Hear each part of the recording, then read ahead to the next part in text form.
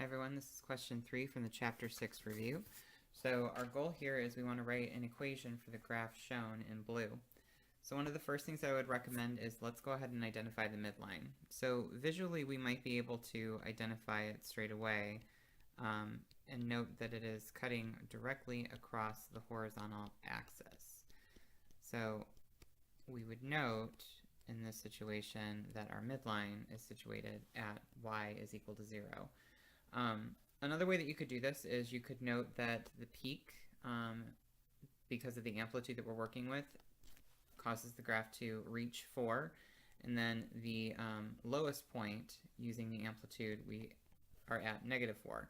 So we can kind of do a midpoint formula here, or we can use a midpoint formula, and that would entail us doing +4 plus our -4 and dividing it by 2, because that would tell us what the middle number is between the two of them. So we're doing an average, and that ends up being 0 divided by 2, or 0. So hence, we do have 0 here.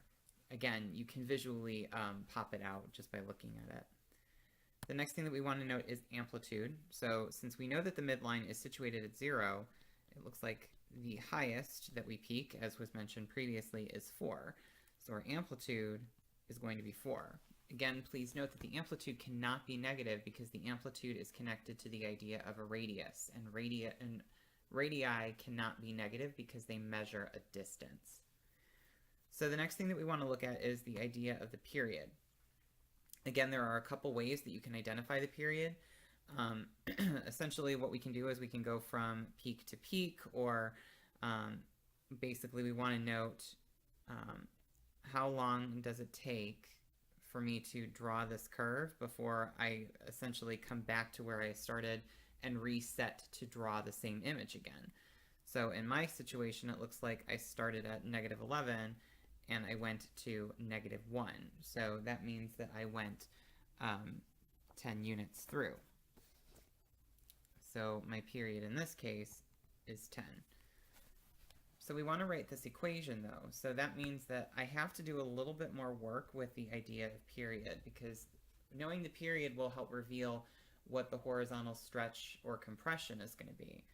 So we know that the horizontal stretch or compression is represented by B, and the ratio in this case is going to be the period of our trig function, which is 2 pi, because this looks like a sine or a cosine function, and we're going to divide it by the period of the specific function. So we're going to do 2 pi divided by 10. So our horizontal stretch or compression, or in this case is going to be, it's going to be a stretch, will be pi over 5. Okay, now it boils down to, well, how do I want to view this? Certain people might view this problem as a cosine function. Other people might view it as a sine function. So in my situation, for example, if I wanted to view this as, say, a sine function, I know that a sine function is going to start at the center and then proceed upward. Okay, so I'm choosing to look at it in this situation. If that's the case, again, our general layout will be f of x is equal to the amplitude times the sine of, or the sine within that the horizontal stretch or compression, and then within that x minus h, which will indicate the horizontal shift, and then on the outside a plus k. So in this case we can kind of drop everything in that we've learned about. So in this situation we know that we will have f of x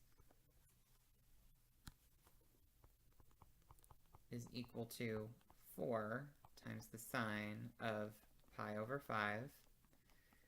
And then in this situation it looks like, depending on how you're looking at it, I'm looking at it as I shifted to the left 1 unit. Because again, remember that our standard sine function usually starts at the origin, cutting through the midline. So in this case I'm going to do +1, because again, House of Lies. And then if you really want to, you can say +0, but it's not necessary. You know, if you don't see it, then you would assume that the midline has not shifted. So you can either leave the +0 there, or if you want to leave it nice and clean, we can go ahead and just make that disappear. So this would be what our function would look like if we choose to view it as a sine function. So we could also look at this in terms of, is this a cosine function? So cosine functions would start above the midline and then proceed down. So in this case, again, we would have f of x is equal to a times the cosine of b times x minus h plus k. Again, the nice thing is that a lot of this information isn't going to change. So the amplitude will still be 4. My horizontal stretch in this case is still going to be pi over 5. It's really just going to change how we shift it. So again, a cosine function usually would start at the peak on the vertical axis, but in this case, it looks like I moved to the right 1.5 units. So I can go ahead and do minus 1.5.